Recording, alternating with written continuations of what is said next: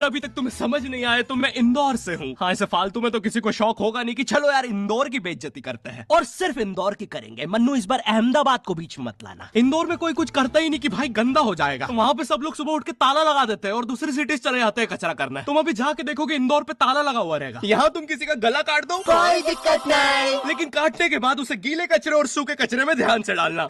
400 लोगों को टपका दिया, 300 बच्चों को उठवाया, 5 बवासीर वाले अंकलों को पिटवाया। आज तक मुझे कोई पकड़ नहीं पाया, तुमने कैसे पकड़ा?